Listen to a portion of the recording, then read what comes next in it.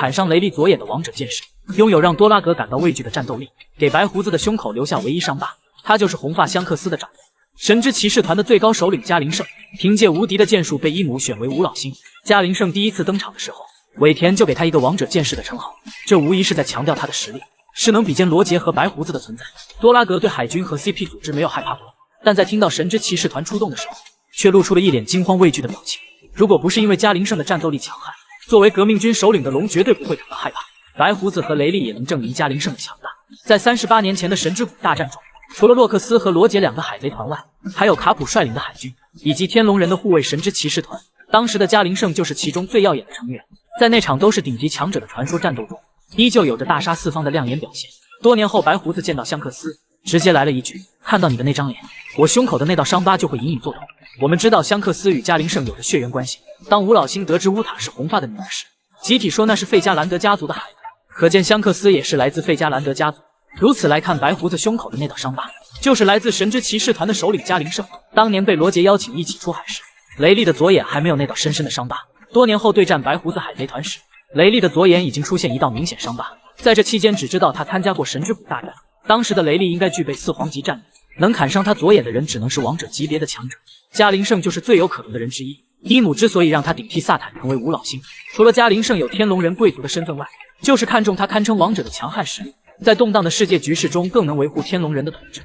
亲自加入黑胡子海贼团的原因公开，居然是因为一颗重生的恶魔果实。在庞克哈萨德的元帅争夺战中失败后，青雉不仅辞去大将之位离开海军，还在1年之后加入了黑胡子海贼团。青雉为什么与第七合作？最多的传言就是当卧底。他和赤犬约定好了一场赌局，在庞克哈萨德进行决斗，胜利的人留在海军当元帅，失败的人就去黑胡子身边当卧底。如果当年是赤犬战败了，黑胡子敢让他加入自己的海贼团吗？青雉后来在冰火岛击退多弗朗明哥，救下曾经的同事斯摩格，也表明自己虽然离开了海军，但心中坚持的正义并没有变，而且海贼的身份能让他行动起来更加方便。之后还让斯摩格去告诉赤犬，一定要关注陆罗联盟和明哥的冲突。如此来看，青雉加入黑胡子海贼团很像是在当卧底。不过在卡普闯入蜂巢岛后，青雉与曾经的师傅直接动手战斗，见到溪流贯穿卡普的身体后，依旧选择与黑团一起灭掉海军英雄，给人一种死心塌地成为黑胡子手下的感觉。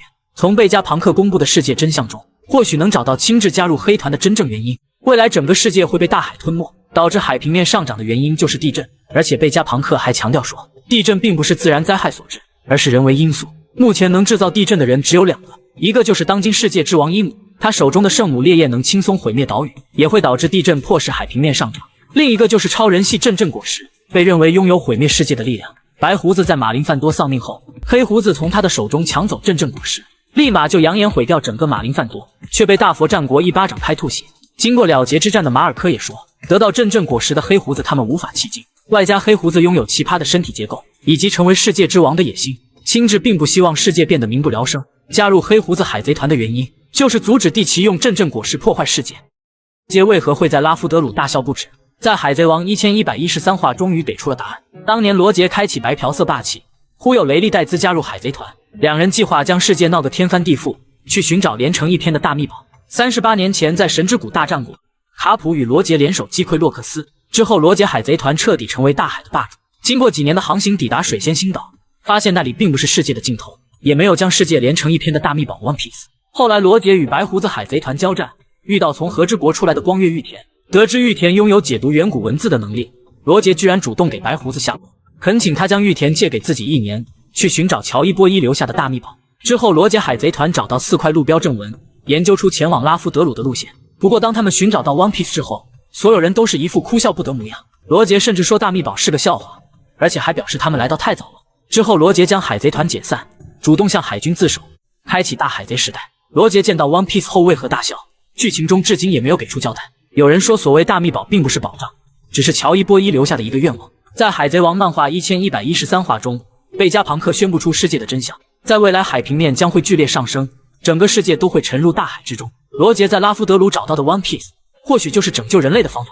现在来看，渔人岛的诺亚方舟就是在未来给世人避难的船，还有700年前就在修建的大桥，也是为了应对海平面的上升。天龙人为何将圣地玛丽乔亚建设在高高的红土大陆之上，也是因为伊姆知道世界的真相，即便海上上涨对他们也没有威胁。罗杰之所以大笑不止，或许是不相信陆地会沉入大海之中。亦或者是他知道拯救世人的方法，却等不到世界危难的时刻。不过现在有一个尾田，是什么导致海平面上涨的呢？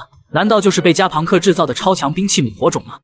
天龙人为何逼汉库克三姐妹吃恶魔果实，并不是所谓的娱乐消遣，背后的缘由和阴谋有关系。恶魔果实对一位普通人来说，是提升战斗力最快的方式，只要能吃下一颗强大的恶魔果实，就能一瞬间变成顶级强者，即便不把恶魔果实吃掉，也能用来换钱搞到1亿倍利。可是对天龙人来说，宁可拿去给奴隶，也不会自己吃。汉库克三姐妹让人贩子抓走后，被卖给天龙人成为奴隶。在一次天龙人的娱乐节目中，3个孩子被逼迫吃下恶魔果实，其中汉库克所吃的甜甜果实，据说还是一个双生恶魔果实，除了能将敌人变成石头外，还能将自己变成海妖美杜莎。有人说天龙人不吃恶魔果实，其中的缘由也很好理解，他们是高高在上的统治者，恶魔果实太难吃也接受不了，而且恶魔果实还有一定副作用，天龙人娇贵的身体扛不住。最重要的是，天龙人有数不清的强者保护他们，一旦生命安全受到威胁，几十万海军就会立马出动，甚至连海军的最高战力3大将也会全天24小时待命。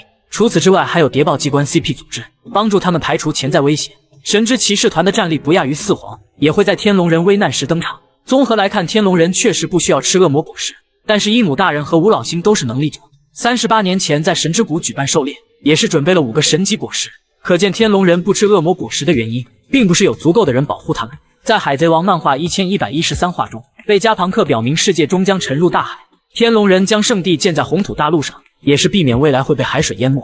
伊姆大人已经活了800年，当然也知道世界的真相。天龙人不轻易吃下恶魔果实，很可能是他下达的命令。现在来看，逼汉库克吃下恶魔果实，目的就是为了杀死他。3个小姑娘变成旱鸭子，在大海上只有死路一条。加庞克到底犯下了什么样的罪行？早在漫画1089话就给出过交代。在最新一期的漫画中，贝加庞克公开世界的真相，还强调自己犯下了死罪，所以在生命完结时开启广播。那么贝加庞克犯下的罪行到底是什么呢？很多人会觉得他所做的事情违背了吴老星的意愿，比如贝加庞克一直在偷偷研究消失的100年历史，那是世界政府极力要抹除的事情。当年三叶草博士也研究过历史的真相，结果导致奥哈拉被屠魔令彻底毁灭。得知贝加庞克在研究消失的100年历史后，吴老星立马派遣 CP0 的陆奇和赤天使将其干掉。还有人觉得他修改了和平主义者的程序，让能毁灭一个国家的兵器被12岁的波尼控制。从贝加庞克录制视频的时间看，那时他研究古代历史的事情并没有暴露，也不确定吴老星会将他从世界上抹除。至于让波尼控制和平主义者，是在弹头岛才暴露的事情，更加不会成为贝加庞克口中必死的罪行。从整个世界会沉入大海来看，或许能找出他的真正罪行。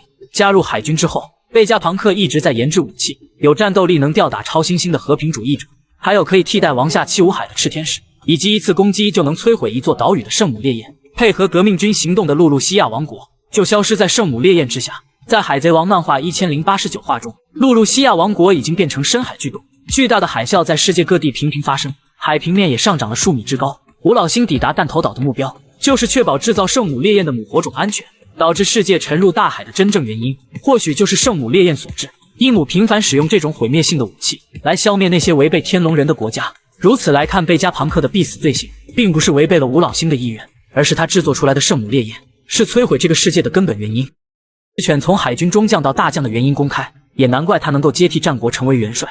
从一名普通的海军士兵到海军的最高战力大将，不仅需要有强悍的战斗力，还需要有一定的运气。陶兔和茶豚拥有大将级实力，也当了多年的大将候补，却始终是中将军衔，一直没有机会成为真正的海军大将。藤虎和绿牛就比较幸运了，正好赶上赤犬开启世界征兵，两人靠着强如怪物的战斗力，一夜之间成为海军的最高战力。亲自加入海军后就拜卡普为师，体术和霸气都算是顶级强者，外加卡普多次拒绝升职加薪，才有了空缺的大将之位留给亲至。黄猿和赤犬一起加入海军，两人年轻的时候就被称为怪物。别看黄猿整天吊儿郎当的样子，却能100%的听从上级命令。当年泰格创建的太阳海贼团解散，鱼人阿龙在大海上胡作非为，身为中将的黄猿将其瞬间秒杀，那时起便成为了一名海军大将。从顶上战争对抗白胡子海贼团看，赤犬绝对是海军中的战神，只能将海贼消灭，他可以用不耻的计谋，也可以杀害同伴。当年去奥哈拉执行屠魔令，身为中将的赤犬秉承绝对正义，下令对平民避难船进行炮轰攻击，也不能让一位科学家存活下来。经过那次事件之后，赤犬也从中将晋升为海军大将。在漫画1113话中，我们知道当年吴老星的萨坦圣也在场，是他命令赤犬炮轰平民避难船，也是为了将年幼的罗宾干掉。可见在赤犬晋升的道路上，一直有最高统治者吴老星的支持。战国在顶上战争后辞职归隐，并推荐大将亲自接替海军元帅，吴老星却没有直接同意，而是让坚持绝对正义的赤犬当元帅。后来赤犬和亲自爆发元帅争夺战，最终赤犬打断亲自一条腿获胜。假如那场战斗的结局是亲自胜，吴老星也不会让他成为元帅。赤犬敢当面骂背后的支持者吴老星，5个老头应该也没有想到吧。卡普公开最强的恶魔果实觉醒者，只有罗杰才能单挑击败那个人。草帽团进入弹头岛之后，果实觉醒者也越来越多，就连曾经被索隆击败的卡库也掌握了长颈鹿果实觉醒。不过卡库的战斗力确实有点弱，对抗赤天使被打成重伤。谁是最强的恶魔果实觉醒者，至今也没有准确的答案。有人说是当今四皇王路飞的橡胶果实，另一个名字是人人果实幻兽种尼卡形态，不仅可以将任何事物变成橡胶，还拥有世界上最胡来的力量，心脏会变成解放之谷，一旦响起就能瞬间恢复体力。不过橡胶果实太消耗体力，战斗的持久性很是让人堪忧。也有人说是特拉法尔加罗的手术果实，仅凭借着果实觉醒能力，就能对抗只用阵果实的黑胡子。虽然罗现在的战斗力并不强，但他能够施展永生手术。随着手术果实开发的更加深入，罗的战斗力绝对能到4皇级别。也有人说凯多是最强的觉醒者，他拥有世界最强生物的称号，赏金高达46亿1110万贝利，仅次于罗杰和白胡子，位列第3。凯多的幻兽种鱼与果实青龙形态，能制造烽火雷电进行攻击。不过还不确定凯多是觉醒者。对战路飞时，脖梗处没有黑色焰云。吴老星在弹头岛登场时，每个人都是动物系幻兽种能力者，而且脖梗处都拥有黑色焰云，应该都掌握了果实觉醒能力。5个老头还拥有不死之身。路飞也强调攻击不能造成伤害。不过吴老星的战斗力层次不齐，并不能确定他们拥有4皇级别。在剧场版狂热行动中，巴雷特展示出合体果实觉醒形态，将整座岛屿融合成巨大怪物。4档路飞与之对战不堪一击。当年在罗杰海贼团的时候，16岁的巴雷特就能抗衡雷利，后来独自出海成为超级新人。卡普和战国联手出动屠魔令，才将他的体力耗尽，关入海底监狱。就连黑胡子都主动向他认怂。后来巴雷特将合体果实觉醒，单挑所有超新星也是一拳一个。海军让黄猿和藤虎一同出击，外加多名中将合力组成屠魔令。卡普也对巴雷特的强大表示无奈，感叹罗杰死后没人能阻挡他。如此来看，在卡普的心目中，巴雷特已经是最强的觉醒者。亲自离开海军的真正原因公开，吴老星才是背后的关键因素。顶上战争完结之后，战国辞去海军元帅之位，推荐大将亲自作为接替者，世界政府则让赤犬上位。两人在庞克哈萨德大战10天10夜，最终赤犬以微弱优势获胜。在此之后，赤犬当元帅抽雪茄，亲自辞去大将职位离开海军。他为何会断然离去，至今没有准确的答案。有人说亲自与赤犬不和睦，他很反感所谓的绝对正义，也无法成为赤犬的手下。这个说法显得有一点点勉强。也有人说两人的元帅争夺战就是一场赌局，获胜的人接替元帅之位，率领海军维护世界和平，失败的人则要辞去大将职位，去黑胡子海贼团当卧底。在所有的4皇之中，黑胡子的目标最邪恶，企图当世界的王，而且黑胡子拥有2个恶魔果实，必须有人去他身边寻找弱点。后来亲自加入黑胡子海贼团，从剧情上看好像也很合理。在海贼王漫画1113话中，萨坦圣准备将妮可罗宾铲除，他强调罗宾之所以还活着，是当年赤犬没有将其抹杀。从此可以确定一点，毁灭奥哈拉的时候萨坦圣也在场，应该是他命令赤犬炮轰避难船，将普通的老百姓一并铲除。而且赤犬能当上海军元帅，也离不开吴老星在背后的支持。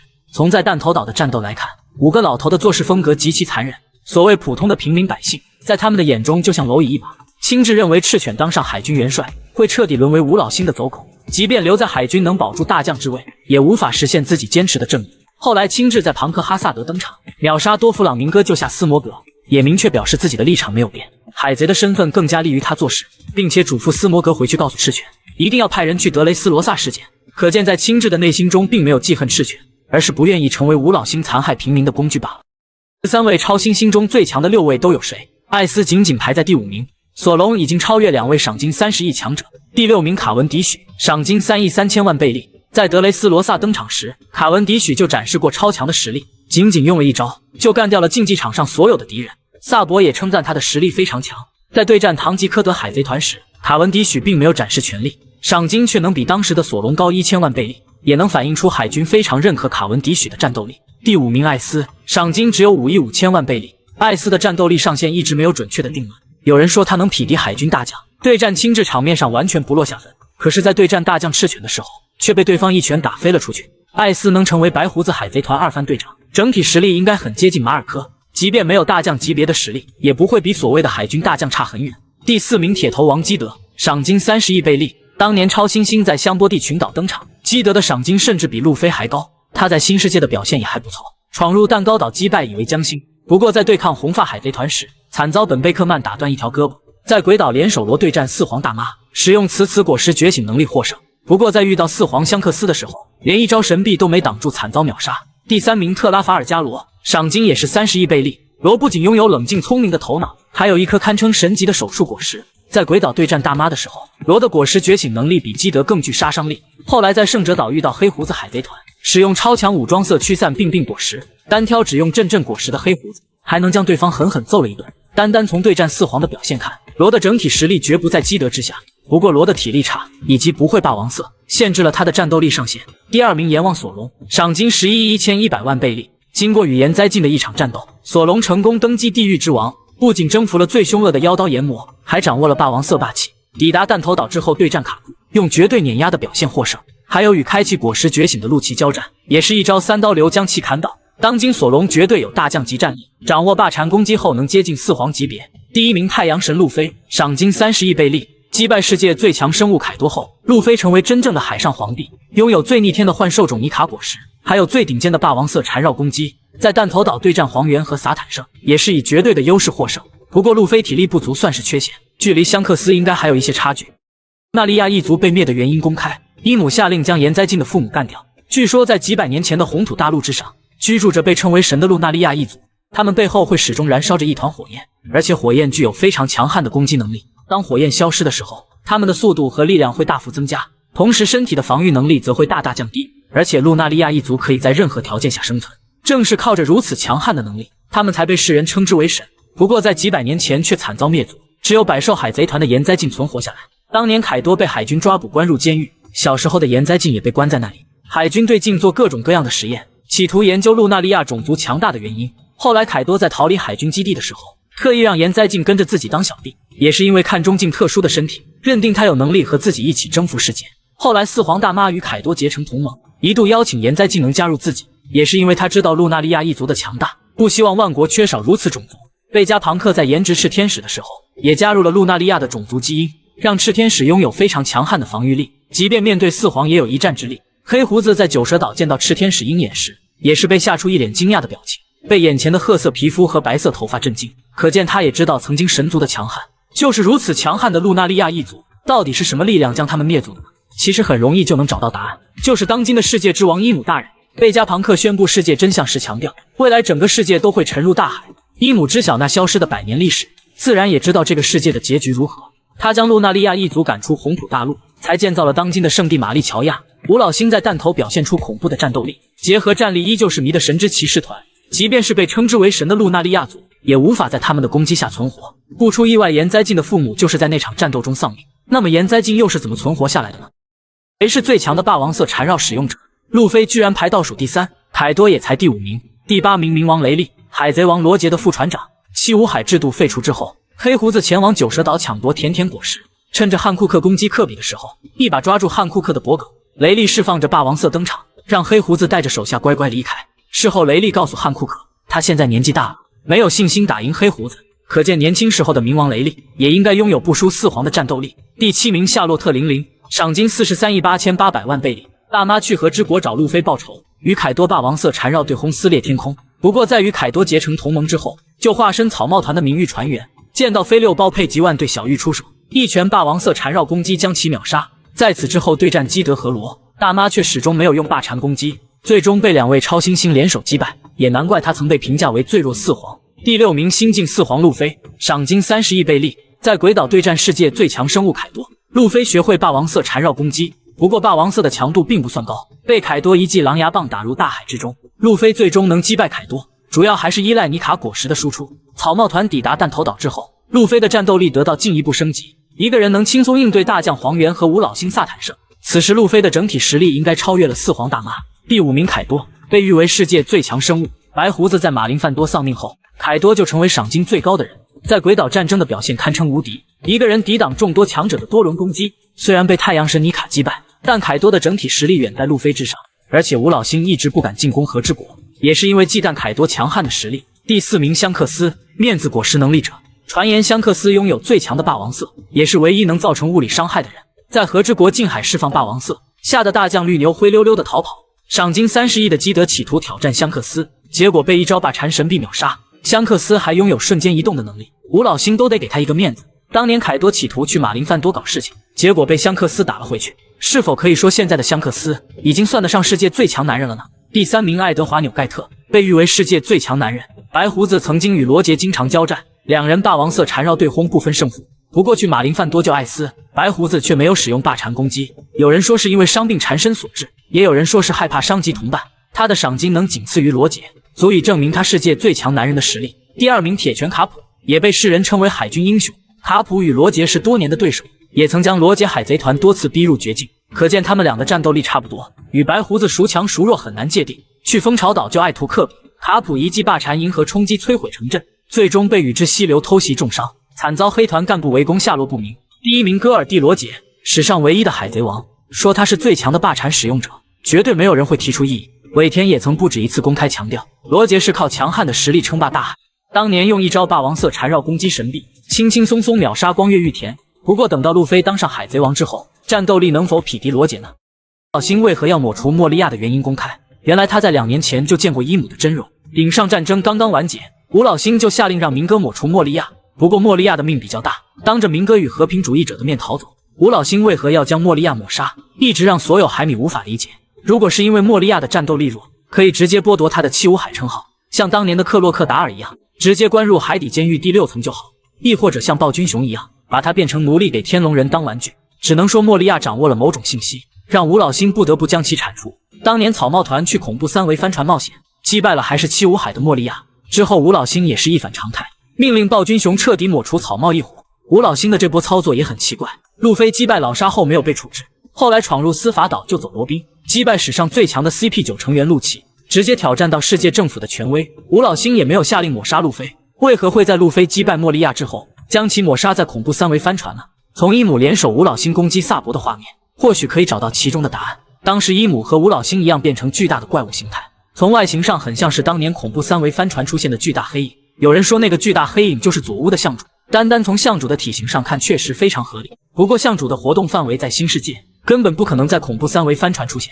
如果那个巨大黑影就是伊姆，抹杀莫利亚和路飞就很好理解了。